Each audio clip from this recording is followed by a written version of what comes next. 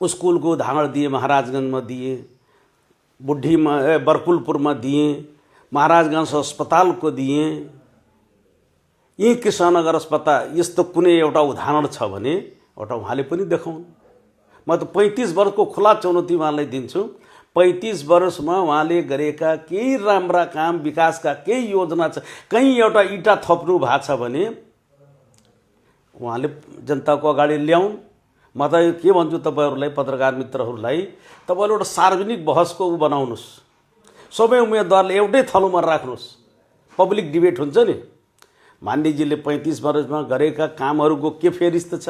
Public डिबेटका लागि तपाईँ तयार? म पब्लिक डिबेटका लागि तपाईँहरूलाई बडो विनम्रतापूर्ण अनुरोध छ कि 35 वर्षमा उहाँले के काम गर्नुभएको छ, उहाँको मेयर साहबले के काम गर्नुभएको छ। म त निरन्तर थिएन, 5 वर्ष 2056 से 61 साल 5 वर्ष थिए, त्यसपछि 10 वर्ष थिएन, 74 सालमा 5 वर्ष थिए। म आफ्नो कामको फेरि ऊभन्दा 10 गुणा बढी मेरो काम छ। 10 गुणा बढी काम मैले यो संसदीय यो प्रदेश सांसद हुँदाखेरि विपक्षी दलको नेता मैले जनतालाई प्रत्यक्ष फाइदा हुने किसिमले झोपडी मुक्त कार्यक्रम ल्याए। कम से कम 500 घर धनीलाई 500 घर छपरा मुक्त गरेर तर टिनको व्यवस्था गरे। कम से कम 400-500 सानो ट्युबवेल पनि गाउँ-गाउँमा जनताको घर दैलोमा 400-500 ट्युबवेल पनि लगाए। कम से कम यसै गरी 400-500 नलकाहरू पनि लगाए। आज पनि छ, त्यो गाउँमा पनि बुझ्न सक्नुहुन्छ। मान्यजीले कहाँ पनि गर्नुभएको, जहाँ गर्नुभएको छ त्यहाँ 20% कमिसन खानुभएको छ। खुले आम मान्यजीले कहीँ संसदीय कोषबाट बोरिङ दिनुभएको छ भने 20%, संसदीय कोषबाट उहाँले कहीँ बाटोघाटो बनाउनु भएको छ भने 20% कमिसन। पहिला कमिसन लिने, त्यसपछि त्यो व्यक्तिको नाममा योजना तोकिने उहाँको काम थियो। त्यो भ्रष्टाचारको ठुलो अखाडा उहाँले बनाउनु भयो। तपाईसँग प्रमाण छ? प्रमाण म मान्छे नै उभ्याइदिन्छु। मान्छेले भनेको तपाईसँग? मान्छे भन्यो भने मान्छेले आवश्यक पर्दाखेरि मान्छेले को उहाँ कोषबाट उहाँले घुस खानु भएको छ, कोबाट पैसा लिनु भएको छ, मान्छे नै उभ्याइदिन्छु। तपाईँको क्यामेराको अगाडि मान्छेले प्रत्यक्ष प्रमाणको रूपमा दिउँला। एक मान्छे भने पनि धेरै मान्छे दिउँला। तपाईँले कहाँ कुन बाटोमा उहाँले पैसा खानु भएको छ, कुन बोरिङमा लगाउँदाखेरि उहाँले पैसा खानु भएको छ।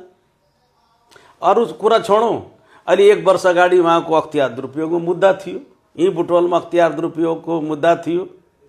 यही उहाँले जति सिँचाइको बोरिङमा पैसा दिनु, कुनै बोरिङ पनि चलेको छैन उहाँको। त्यही मुद्दामा अख्तियार दुरुपयोग मुद्दा थियो।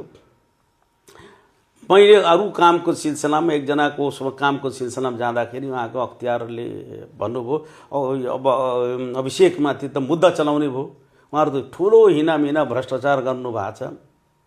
मैले त्यसो त नहुनुपर्ने हो, त्यसो त होइन मान्यजी। उहाँले जहाँ जहाँ बोरिङमा पैसा दिनुभएको छ एउटै बोरिङ पनि चलेको छैन। अभिषेकजीलाई तपाईँ सोधे पनि हुन्छ।